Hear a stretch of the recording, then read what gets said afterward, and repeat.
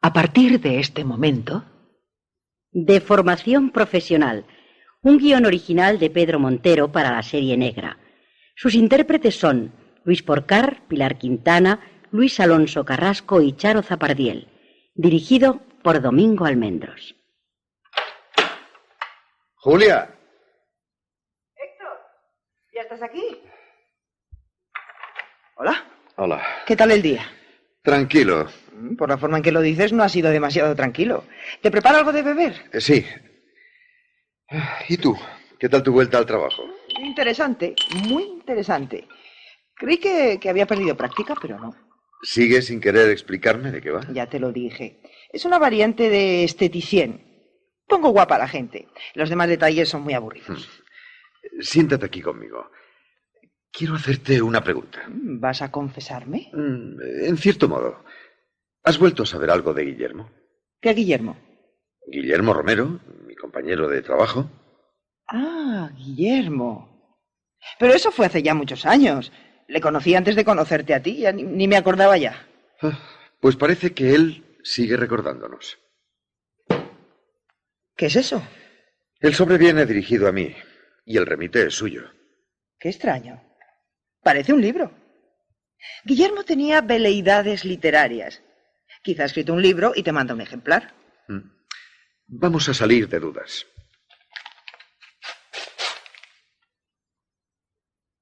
Parece un diario. Es un diario. Sí, el diario de un fantasma. ¿Qué quieres decir? Héctor, cuando este diario llegue a tus manos, ya nada se podrá hacer por mí. Todo lo que relato en estas páginas, por muy fantástico que pueda parecer, no se aparta un ápice de la realidad. Te ruego, Héctor, en nombre de nuestra antigua amistad, que hagas lo posible por difundir su contenido. Si la lectura de estas páginas sirve para avisar a algún ingenuo viajero, mi espíritu se encuentre donde se encuentre, se dará por satisfecho. Qué extraño. De pronto he sentido como un escalofrío. ¿Estás seguro de que quieres leerlo? Te propongo guardarlo en un cajón y tirar la llave. No. Estoy decidido a leerlo. Pero ahora estoy cansado. Está bien. Si estás decidido, pues voy a hacerlo por ti. Escucha. La conocí una tarde de otoño, cuando la superficie comenzaba a hacer frío y allá abajo, en los túneles del metro, el aire era sofocante y viciado. Cuando el tren estaba a punto de partir, ella apareció en el andén y, contrariamente a la mayoría de los viajeros, continuó caminando pausadamente hacia las puertas que se cerraron antes de que yo pudiera entrar. No parecía atacada por ese prurito que nos fuerza a correr unos metros, aunque no tengamos ninguna prisa o no lleguemos con retraso a ninguna cita. Los escasos segundos que mediaron entre el cierre de las puertas y el arrancar del convoy fueron suficientes para que yo pudiera contemplar su rostro. En aquella primera ojeada, no encontré que la muchacha fuera bella, pero su cara y la disposición de sus facciones resultaban extrañamente atractivas. Apenas si tuve tiempo de ver cómo se dirigía a uno de los bancos antes de que el tren se sumergiera de nuevo en el túnel. ¿A quién se refiere? Pues no lo sé. ¿Quieres que continúe? Te lo ruego. Al día siguiente, me sentí decepcionado cuando a la misma hora aproximadamente no encontré a la muchacha en el andén de la estación. Yo había comenzado a tomar la ruta el mismo día en que la vi por primera vez. Había empezado a trabajar en unas oficinas y supuse que la joven podía ser una viajera habitual de aquella misma hora. Quizá salía de su trabajo como yo y coincidiríamos en la estación muchos días laborables. Claro que también podía tratarse de una viajera ocasional y en ese caso difícilmente volvería a verla.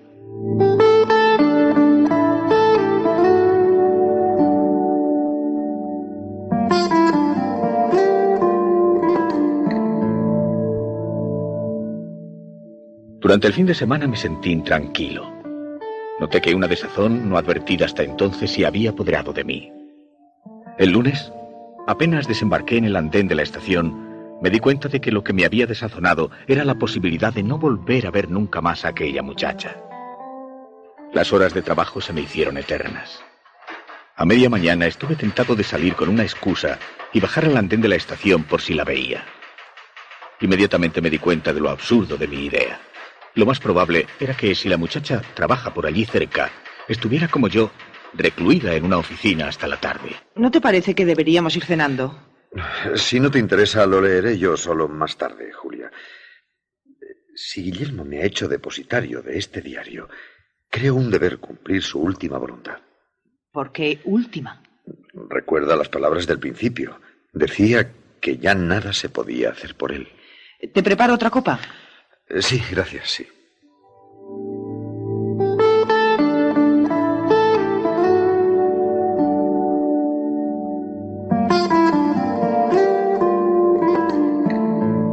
Me las ingenié para estar junto al reloj de fichaje, unos segundos antes de la hora de salida de la oficina. Cuando el segundero completó el último minuto, introduje mi ficha en la ranura y salí corriendo. Bajé de 2 en 2 las escaleras del metro y escudriñé el andén en busca de la muchacha que todavía no había llegado o ya se había ido.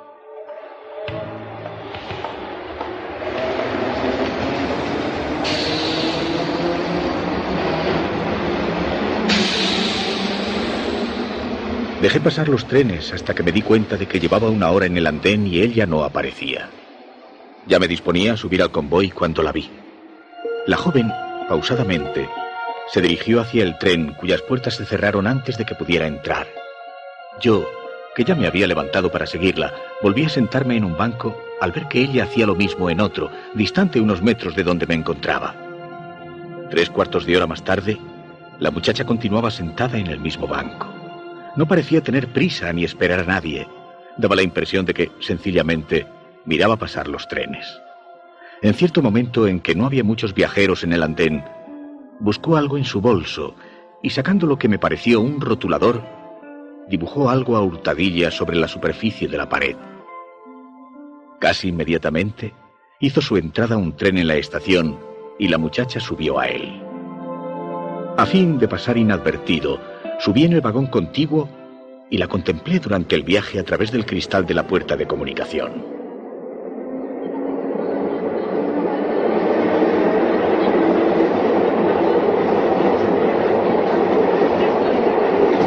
Al llegar a una estación de correspondencia, el convoy se llenó de viajeros. Perdí de vista a la muchacha y en la siguiente estación me decidí a pasar al vagón en que ella viajaba. Por cierto, ¿sabes que van a subir el precio del billete de metro? Por el amor de Dios, Julia, eso no tiene ninguna gracia. ¿Es que no presagias algo terrible en este relato? Sí, que terminará por producirme jaqueca. Bien, pero si insistes, sigo. Sin duda la muchacha tenía que haberse bajado en la estación anterior, porque ya no estaba en el tren. Con el entrar y salir de tanta gente, la joven había desaparecido sin que yo lo percibiera. Por lo menos ya sabía la estación en que subía y el sitio en que abandonaba el tren.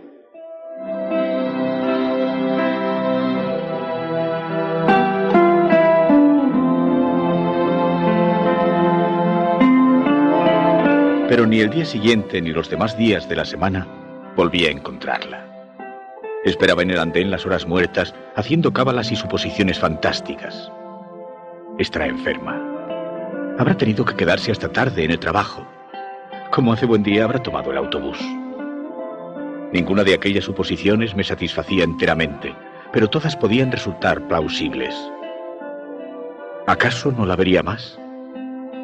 Después de tantas tardes de espera, la idea de no volver a verla se me hacía intolerable. Me habría enamorado de ella. Resultaría absurdo. Solo al primer golpe de vista, sin conocerla. Un viernes, último día laboral de la semana, subía decepcionado la escalera de mi casa cuando, de súbito, una idea me vino a la mente. El rotulador. ¿Cómo lo has sabido? Muy sencillo. Es la única pista que queda de esa misteriosa muchacha. A veces creo que te subestimo. Escucha. Bajando de 2 en 2 los escalones, salí a la calle y corrí hacia la boca del metro. ¡Claro! El rotulador. ¿Cómo no se me había ocurrido antes?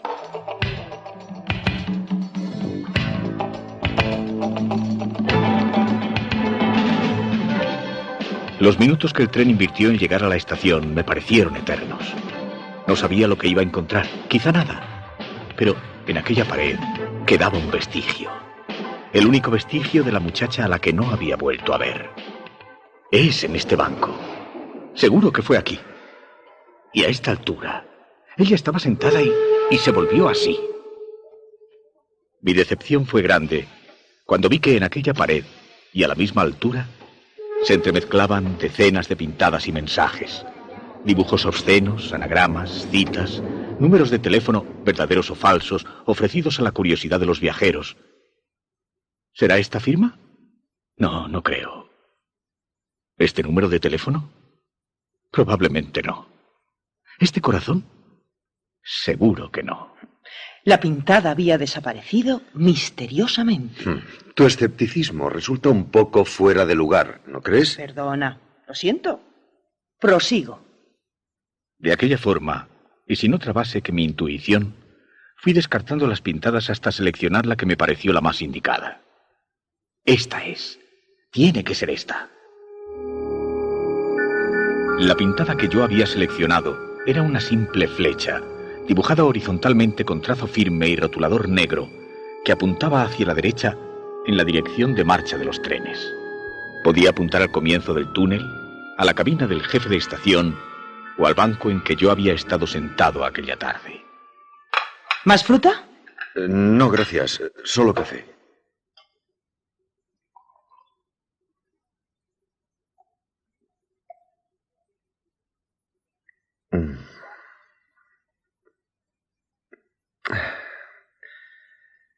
¿A qué sabe? A café, supongo. ¿Por qué? Me sabe mal la boca desde hace una temporada. Algo de estómago, imagino. No, no quiero más azúcar. ¿Te importa seguir leyendo? Oh, por favor. Transcurrieron varios días y no volví a encontrar a la muchacha del metro. Permanecí en aquella estación durante horas, mirando el paso de los trenes y escrutando los rostros de los viajeros. Se dibujaron otras pintadas en la pared y la flecha aquella, que parecía haber atravesado mi corazón, quedó oculta bajo la maraña de trazos.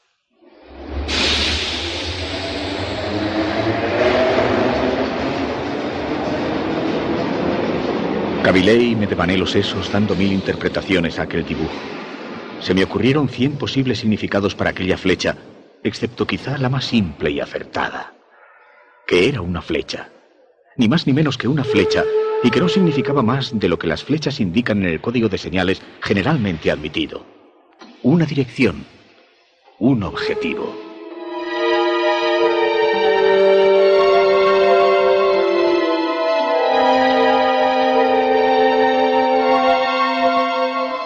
Un día, tras recorrer el trayecto que separaba la estación en que habitualmente lo tomaba hasta la siguiente, el convoy sufrió una avería y los viajeros nos vimos obligados a esperar en el andén la llegada del próximo tren. Yo, que había tomado la costumbre de leer todas las inscripciones y de descifrar todas las pintadas, sentí que el corazón me daba un vuelco. En una pared de aquella estación tan próxima a la mía, y en la que no me había detenido nunca, hallé una pequeña flecha negra recién pintada. La tinta está todavía fresca. Hasta se puede oler. Ella ha estado aquí hace un momento. Quizá todavía esté aquí.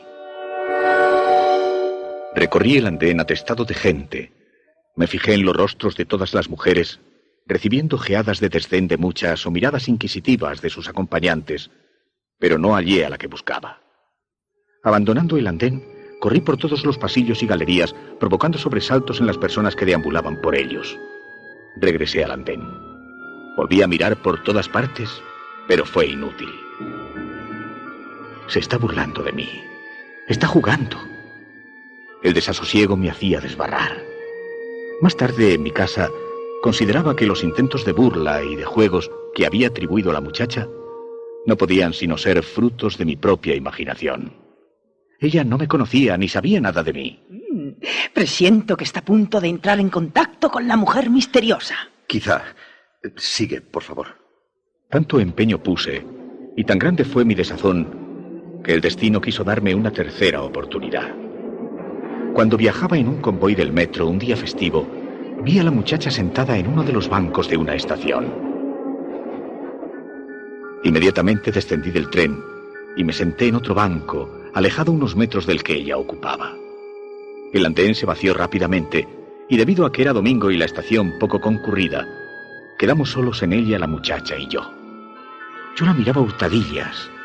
Ella parecía contemplar con indiferencia los anuncios del andén de enfrente. Esta vez no se me escapa. Tengo que hablar con ella. Tras algunos momentos de vacilación, me levanté y fui acercándome al banco de la muchacha. Ella continuaba contemplando la pared de enfrente. En cierto momento, sacó el rotulador de su bolsillo y se dispuso a dibujar algo en la pared. Precisamente entonces, yo llegaba a la altura del banco. ¿Qué va a hacer, señorita? Nada. Sin poder evitarlo, me había delatado en cierto modo. Va a pintar una flecha, ¿verdad? Sí, iba a pintar una flecha. Ahora me preguntará cómo lo he sabido, me dije. Pero la muchacha no hizo ningún comentario.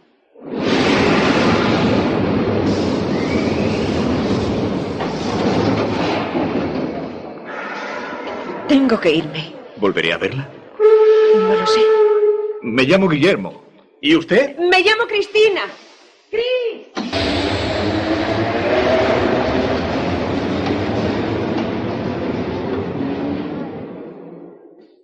Por fin sabemos el nombre de la bella desconocida. No sabemos más que eso. Y me temo que es todo lo que Guillermo supo de ella. Los maridos somos en el fondo unos ingenuos. Nos contentamos con muy poco. Si yo hubiera sido Guillermo, la hubiera seguido. Imagina que lo eres. Simulando que me alejaba, antes de que se cerraran las puertas, entré en el vagón contiguo. Desde allí, procurando no ser visto, observé a mi gusto a la muchacha que descendió 3 estaciones más adelante. Descendiendo a mi vez, permanecí oculto tras un grupo de personas. La muchacha, contrariamente a lo que yo había supuesto, no se sentó en un banco del andén, sino que se encaminó por los pasillos hacia la estación de la otra línea para efectuar el transbordo. Caminando siempre a cierta distancia, para protegerme de su mirada en un recodo del pasillo si la joven volvía la cabeza, la seguí por un dédalo de corredores y escaleras desiertos. La joven deambulaba sin prisa, como quien da un paseo. Una vez en la estación de correspondencia, se sentó en un banco y esperó la llegada del tren. Como yo había imaginado. Como seguro que tú has imaginado. Dalo por seguro. Como yo había imaginado, la muchacha sacó el pequeño rotulador y dibujó una flecha. Cuando la muchacha tomó el tren, di una carrera y entré en el último vagón. Asomándome a la puerta en cada estación, me aseguré de que la joven no se apeaba. En la última estación de la línea, mientras el resto de los viajeros se dirigía hacia la salida, ella pasó al andén contrario como si tuviera intención de deshacer el camino andado.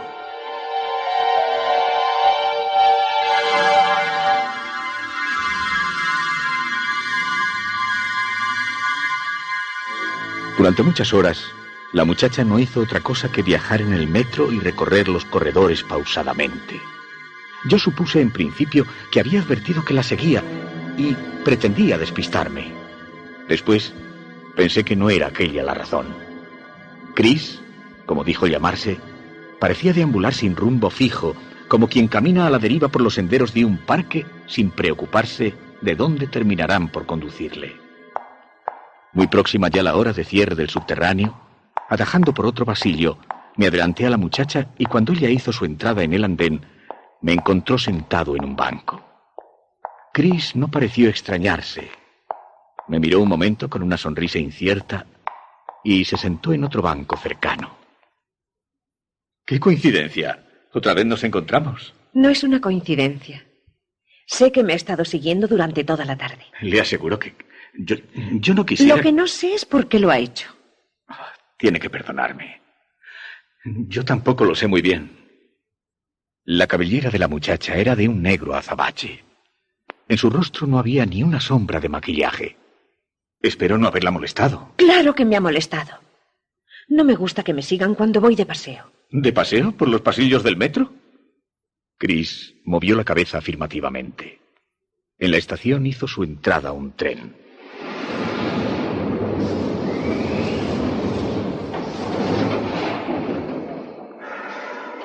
Debe ser el último. ¿Lo tomamos? No. Prefiero caminar.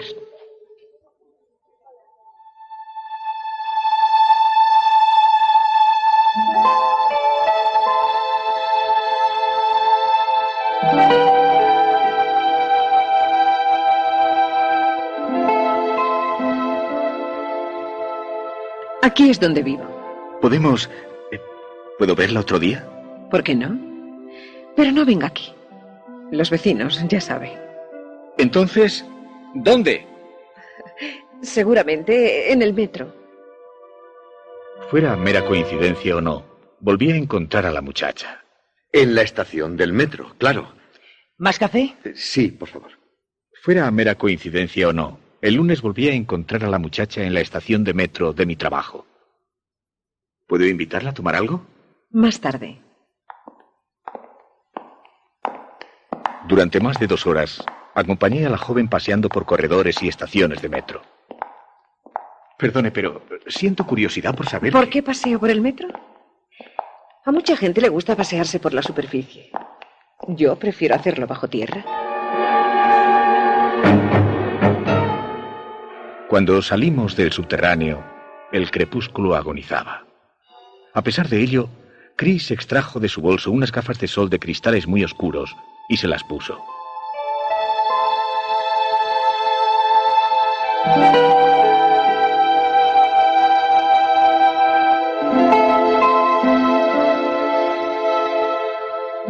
Nos vimos durante varios meses, paseando casi siempre por los corredores del metro o por la superficie cuando ya había oscurecido. Chris respondió a todas las preguntas que quise hacerle, excepto a una. ¿En qué trabajas? No te gustaría saberlo. ¿Y por qué no iba a gustarme? ¿Es algo ilegal o deshonroso? No te gustaría. ¿Acaso eres verdugo, enterrador, traficante? No. ¿Ladrona? ¿Estafadora? ¿Corruptora? No. La intimidad entre nosotros fue aumentando. Pero Chris nunca me quiso confesar cuál era el género de su trabajo. Y cuanto más se negaba ella a revelármelo, más crecía en mí el interés y la curiosidad. Llegué a seguirla en secreto, como al principio de conocerla, pero ella parecía intuirlo y cambiaba de tren y de línea en el metro hasta lograr despistarme. Ahora llegará el momento en que se casan. Si tiene sueño, lo dejamos. No, sigamos. Al cabo de unos meses, le pedí que se casara conmigo. Ella no se negó, pero tampoco mostró el entusiasmo que se espera ante una propuesta semejante. Quizás se debió a algo que pudo sonar a cierto condicionamiento por mi parte. ¿Y por qué habría de abandonar mi trabajo si me caso contigo? Es natural. Tendrías que llevar una casa, luego vendrían los niños. Me gusta mucho lo que hago. Me sentiría frustrada si tuviera que abandonarlo. ¿No serías capaz de hacerlo por mí? Es posible. Pero recuerda siempre que has sido tú quien me lo ha pedido. Chris me pidió un plazo para arreglar sus asuntos y encontrar a alguien que la sustituyera en el trabajo. Mientras tanto, nos dedicamos a buscar un piso y solo encontramos uno que fuera lo suficientemente espacioso y cuya renta estuviera al alcance de mis ingresos. Pero es un sótano. Apenas entra claridad. Tendremos que estar continuamente con la luz encendida. No me importa. Yo también vivía en un sótano, ¿recuerdas? ¿Seguro que no lo lamentarás? Tú eres la que va a pasarse más tiempo en casa. Te digo que no me importa.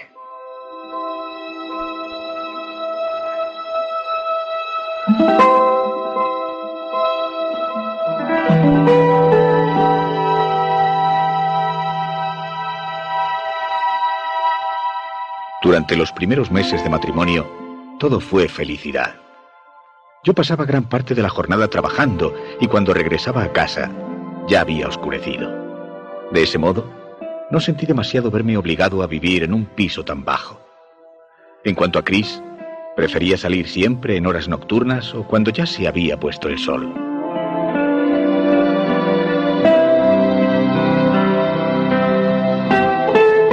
A pesar de que me hubiera sentido muy feliz, la llegada de un hijo no parecía anunciarse. Yo escrutaba el rostro de Chris en busca de una palidez reveladora o de algún signo que denotara el tan ansiado embarazo.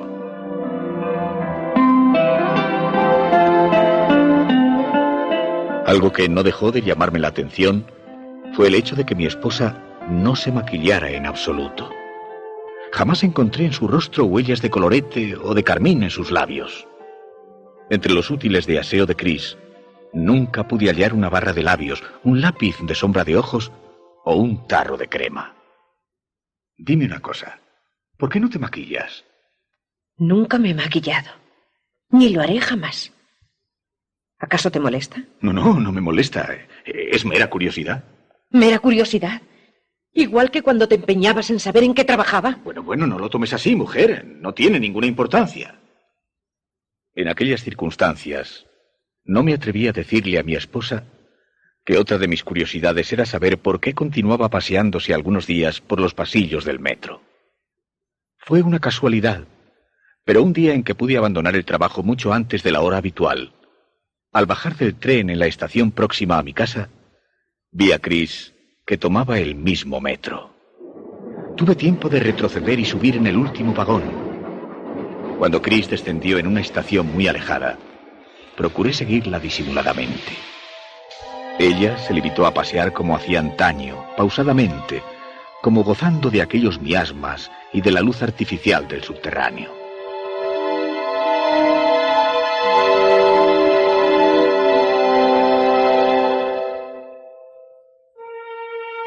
Al cabo de algunos meses, Chris se fue volviendo más huraña y comenzaron a molestarme alguna de sus manías.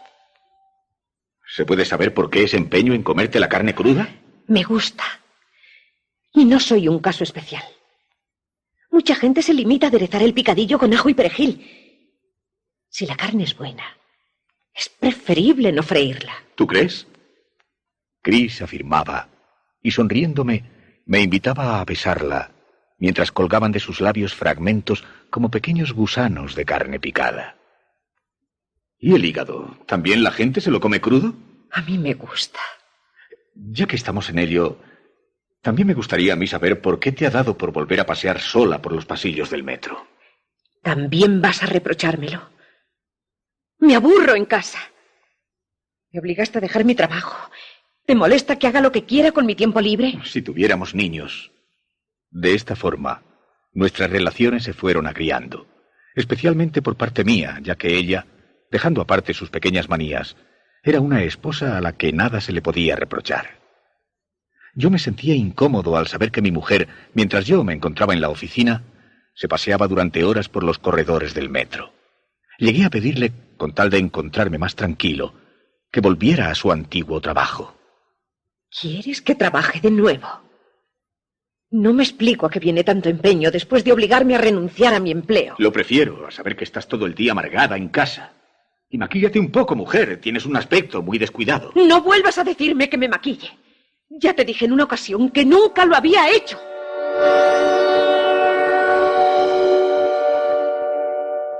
Yo encontré desmesurada la reacción de mi esposa. Y me prometí no citar nunca más la cuestión del maquillaje, que tanto parecía molestarla. Me gustaría que volvieras a trabajar, de veras. Pues se parece algo a mi caso. Yo no te lo he pedido, pero tú has vuelto a trabajar, aunque no nos hace ninguna falta. A mí sí. Me ahogaba en casa. ¿Y cómo es eso de esteticien? No he dicho nunca que fuera exactamente esteticien. Oye, ¿no te gustaría escuchar la continuación del diario de Guillermo? A cambio, prometo hacerte más café. No puedo negarme. Me gustaría que volvieras a trabajar, de veras. Está bien, pero necesitaré tiempo. Suponiendo que me hayan guardado la plaza, estaré desentrenada. ¿Desentrenada? ¿Qué clase de trabajo es ese? Me juraste que nunca me lo preguntarías más. ¡Me lo juraste! Está bien, sí, lo hice. Practica lo que quieras. No volveré a preguntártelo más.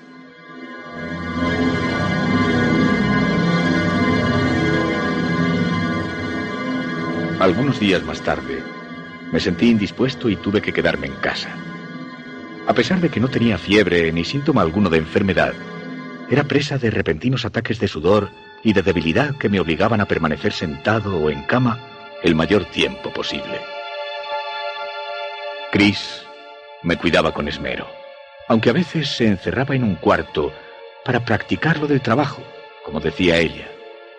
Yo, fiel a mi promesa, No le volví a preguntar en qué consistía aquel entrenamiento. Ni siquiera pude poner objeción cuando percibí que, tras la sesión de prácticas, mi esposa echaba la llave a la habitación y la guardaba a buen recaudo. ¿Cómo te encuentras? Mejor. Pero todavía estoy un poco débil. Tómate este caldo. Te sentará bien. Y deberías tomarte la carne cruda. Tiene mucho más alimento. Tanto insistió Chris en el tema que un día me decidí a probarlo. Tomando con mano trémula el tenedor, me llevé a la boca unos fragmentos de picadillo. Ante mi sorpresa, encontré que tenía un sabor agradable. El aderezo de ajo y perejil le daba un sabor picante y muy sabroso. Hasta me atreví a probar el hígado crudo como hacía mi esposa, pero como experimentara arcadas, tuve que desistir. Toma, bebe. Lo has hecho bien cargado. Pero no sé... ¿Qué? Sabe raro. Pues será el agua. ¿Tú no quieres? Prefiero un té.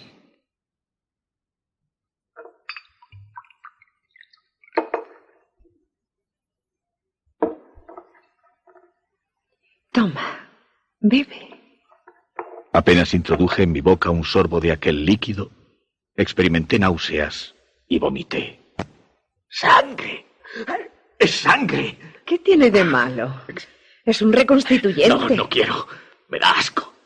Entonces tómate la medicina. A pesar de las medicinas y de los cuidados de mi esposa, no terminaba de mejorar. Permanecía la mayor parte del tiempo en cama, mientras ella se encerraba en la habitación para practicar, con vistas a su reincorporación al trabajo. Me has tomado odio, ¿verdad? No. ¿Por qué había de odiarte? Pero recuerda que has sido tú quien me ha pedido que me reincorpore a mi antiguo trabajo. Me odias. Lo advierto en la forma en que me miras. ¿Qué te he hecho? Si acaso, no haberme dejado en los pasillos del metro cuando me conociste. Pero no te odio. Yo soy así. Ya lo sabes. Un día, o mejor, una noche, porque Chris procuraba salir siempre tras la puesta del sol, llegó con unos paquetes y bolsas que traían la marca de una perfumería y con un objeto envuelto en una tela de saco. ¿Qué has comprado? Cosas que me hacen falta. ¿Qué cosas? Lo sabrás a su tiempo. Chris se encerró en la que llamaba su habitación de prácticas, y yo, que no había vuelto a sacar la conversación, experimenté un vivo deseo de saber a qué tipo de entrenamiento se refería mi esposa cuando hablaba de prácticas para regresar a su antiguo trabajo. Como pude, me levanté de la cama y apoyándome en las paredes y en los muebles, tan grande era ya mi debilidad, fui aproximándome a la habitación en que mi mujer practicaba. Esperaba oír algo, un ruido delator de la clase de actividad a la que estuviera entregada. Cuando estuve junto a la puerta, permanecí en silencio, a pesar de que temía que los violentos latidos de mi corazón me delataran. Sudaba copiosamente a causa de la debilidad y advertí que estaba conteniendo la respiración. ¿Por qué tengo miedo? Era cierto. Sobrepasando a mi estado de debilidad, por encima de los temblores que sacudían mi cuerpo, experimentaba una sensación de pánico cuyo origen no podía adivinar. ¿Por qué estoy tan asustado? El silencio era absoluto. Ningún ruido delataba cuál podía ser la actividad a que Chris estuviera dedicada. Pero lo que sí pude percibir fue un olor, un conjunto de olores, todos muy agradables, que emanaban de la habitación a través de la puerta cerrada. Parecía oler a rosas, a jazmín, a claveles. Era toda una sinfonía de aromas que, debido a mi estado de debilidad, llegó a marearme. Pero por debajo de aquellas fragancias, casi oculto por ellas, había otro olor, hediondo y nauseabundo, que parecía querer disimularse entre el conjunto de aromas. Dime una cosa, Julia. ¿Por qué has dejado de maquillarte desde que trabajas? Eso ahora no tiene ninguna importancia. ¿No deseas saber cómo termina la historia de Guillermo? No excesivamente. No, gracias, no quiero más café. En lugar de despejarme, me produce una especie de sopor. Es preciso terminar lo que se ha comenzado. ¿Cómo? Escucha, pronto llegará el final. Como pude, regresé a la cama y esperé a que Chris abandonara aquella habitación. Cuando lo hizo y llegó hasta mí, toda ella venía envuelta en la vaporosa nube de fragancias. Pero debajo, como una radiación de fondo, podía percibirse el olor de algo putrefacto.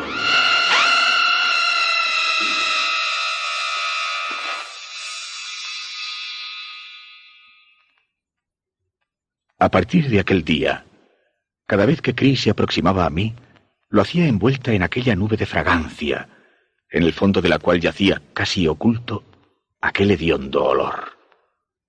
Postrado como estaba en cama, la vi entrar en días sucesivos portando paquetes de regulares dimensiones. En cierta ocasión incluso trajo una especie de pequeño baúl que tuvo que arrastrar, debido a su peso, hasta la habitación. Yo la miraba sin preguntar. Estaba tan débil que me encontraba por completo a merced de mi esposa, la cual, a pesar de pasarse gran parte del día en aquel cuarto, me daba de comer puntualmente a mis horas y me proporcionaba las medicinas necesarias para mi curación. ¿Y las tijeras grandes? Las he cogido. Me hacen falta para practicar. ¿Para practicar? Eso es. Los días fueron transcurriendo y yo no recobraba la salud. En la oficina pusieron un suplente y mi sueldo se vio reducido a una cifra que apenas bastaba para subvenir a las más elementales necesidades. Yo esperaba que, tras semanas de concienzudas prácticas, Chris estuviera ya lo suficientemente entrenada como para trabajar en su antiguo empleo. Aunque tuviera que ausentarse durante parte del día, los ingresos empezarían a ser mayores. Por otra parte, comencé a confesarme que la ausencia de mi esposa, lejos de molestarme, me serviría de lenitivo y tranquilizante. ¿Qué más daba que permaneciera en casa si la mayor parte del tiempo lo pasaba encerrada en la habitación? Aquella situación, unida al quebrantamiento de mi salud, me atacaba los nervios. ¿Cuándo piensas reincorporarte a tu trabajo? Dentro de unos días. ¿Estás segura de que te han guardado la plaza? Para esas cosas no hay muchos aspirantes. Y yo soy una experta. Aunque hace falta práctica. Nuevamente, experimenté deseos acuciantes de saber, pero me mordí la lengua y preferí no tener a mi esposa de mal humor para el resto del día. Una idea me venía rondando por la cabeza en los últimos tiempos. La debilidad de mi estado era lo único que me había impedido llevarla a la práctica. Chris parecía leer mis pensamientos. ¿En qué piensas? En nada. Anda, tómate la medicina. Y al mirarme, su gesto, duro e impenetrable en los últimos tiempos, se ablandó momentáneamente y hasta pareció que de sus ojos iba a rodar una lágrima. Pero solo fue durante un segundo. Al siguiente, la dureza de su expresión se había recompuesto. El lunes me reincorporo al trabajo.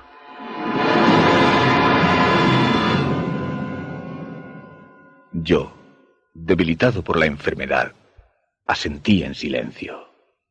Mañana entraré en esa habitación y sabré por fin cuál es su clase de trabajo. Chris me miró torvamente, como si hubiera adivinado mis pensamientos.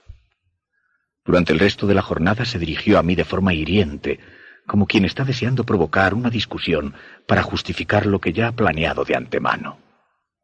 Yo, confuso en principio, respondía acremente a sus observaciones. Después intuí que aquello parecía formar parte de un plan conscientemente establecido y me mantuve en silencio. De todas aquellas frases, me impresionó especialmente una que no supe descifrar en su integridad. ¿Cuál era? Por favor, Guillermo, no me lo pongas más difícil. Me llamo Héctor, ¿recuerdas? Y no trato de ponerte nada difícil. Esa frase la dice la esposa de Guillermo. Por favor, Guillermo, no me lo pongas más difícil. Aquella misma noche, caí en un estado de postración y fui víctima de una debilidad extrema. Por vez primera, Rehusé tomar la medicina cuando ella me la puso delante. ¿Por qué no tomas café de este en lugar de tomarte? No digas cosas absurdas, Héctor. ¿Por qué no tomas tú la medicina? Tómala tú primero. ¿Yo? Es absurdo. Yo no estoy enferma. Vamos, no actúes como un niño. Chris me llevó la mano con el vaso hasta la boca, y yo, debilitado, no tuve fuerzas para oponerme. Lo apuré hasta las heces. Después, Chris dijo que necesitaba dar una vuelta y abandonó el piso. Todo lo que tenía que hacer era levantarme y caminar hasta la habitación en la que solía ir sin ninguna resistencia.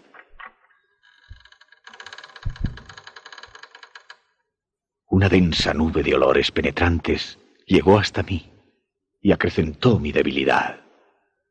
Olores acres y aromas agradables, esencias florales y el tufillo inconfundible de antisépticos.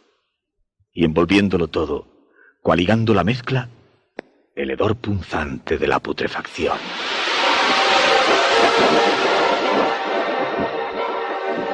Me mantuve un momento apoyado en el marco de la puerta. Después fui aproximándome al armario que parecía el punto desde el cual emanaba aquella nube de olores, y así el tirador. Un segundo antes de abrir, vi algo blanco y voluminoso con el rabillo del ojo. Sobre la larga mesa yacía una forma longitudinal inequívoca. La sábana formaba pliegues reveladores de la anatomía. Marcaba los pies, el pecho, la cabeza. Un cuerpo humano. Negándome a la evidencia, me dije que era mi estado de debilidad lo que me hacía percibir formas erróneas. Nadie había entrado en la casa, a excepción de mi esposa y yo mismo. Mi esposa, que en los últimos días había acarreado una serie de paquetes de regulares proporciones.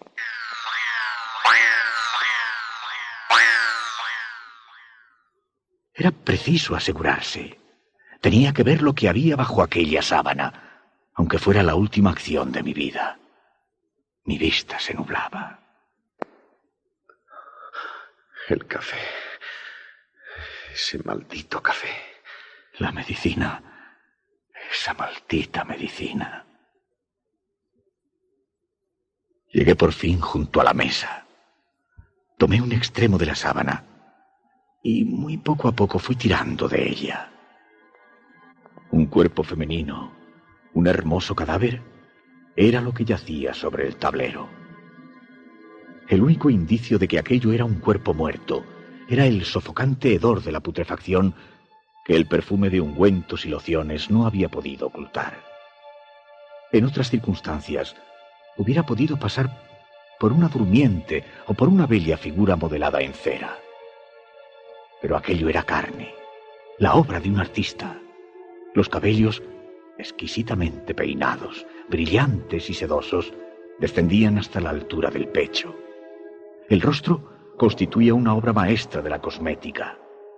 Un suave maquillaje de fondo daba a la piel el aspecto de frescura y viveza que no hubiera tenido de estar viva. Sobre las mejillas, un sabio toque de colorete imitaba a la perfección el tono de la vida. Los labios, exquisitamente perfilados, tenían como modelada una ligera sonrisa. Los ojos, cerrados en actitud de durmiente, aparecían sombreados y hasta tentadores. El resto del cuerpo, hasta los pies, había sido tan perfectamente maquillado que la carne, a pesar del penetrante hedor que desprendía, resultaba incluso tentadora. Me encuentro mal. El café. Ese maldito café. A punto de perder el conocimiento y sin poder dar crédito a mis ojos, me pareció que aquí y allá, en el inicio de las extremidades y en la base del cuello, la piel estaba surcada por una finísima línea longitudinal. Tuve que vencer el repugnante olor a carne putrefacta. Y al aproximarme más, percibí que lo que había tomado por líneas eran finísimas costuras, perfectos y casi invisibles pespuntes que unían entre sí los diversos fragmentos de aquel cuerpo. Oh, esos paquetes que trajiste. Esos paquetes que trajiste. En cierto momento, sin saber exactamente cómo, intuí que Chris estaba a punto de volver. Ya había recorrido parte del camino de vuelta hacia mi cama cuando escuché su llave en la cerradura. Desde aquel punto se podía contemplar la puerta. En el umbral apareció mi esposa. Su figura se fue haciendo borrosa y de pronto el suelo se aproximó vertiginosamente hacia mi rostro.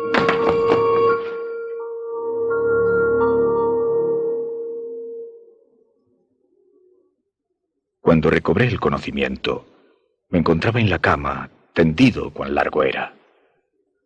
Lo primero que vi fue el bote de la medicina sobre la mesilla. Es veneno. Me has estado envenenando. Es veneno. Quise gritar. Me has estado envenenando. Pero ni una sola palabra salió de mis labios. Era el final. Intenté volver la cabeza, pero ninguno de los miembros de mi cuerpo respondía a las órdenes de mi cerebro. Es el fin. Es el fin. Torciendo los ojos todo lo que pude, vi borrosamente a mi mujer en la otra habitación. Tenía el armario abierto. Un momento después, caminó hasta mí y depositó sobre la cama lo que había sacado del mueble. Frascos de colonia, tarros de maquillaje de diferentes tonos, barras de labios, peines, unas extrañas pinzas de metal, garfios, frascos de alcohol y de formol, tarros de esencias, bisturíes.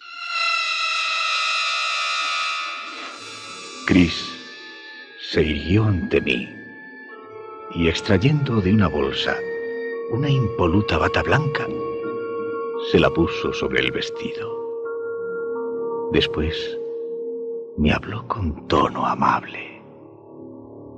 Ahora ya conoces mi oficio. Sabes que para regresar me hacía falta mucha práctica, pero la he recuperado enseguida. Soy una experta en estos menesteres y voy a realizar en ti mi obra maestra, lo que en nuestro catálogo se denomina un embalsamamiento de lujo. Y quiero que seas testigo de ello. Por eso, hasta el final, no te extraeré las vísceras.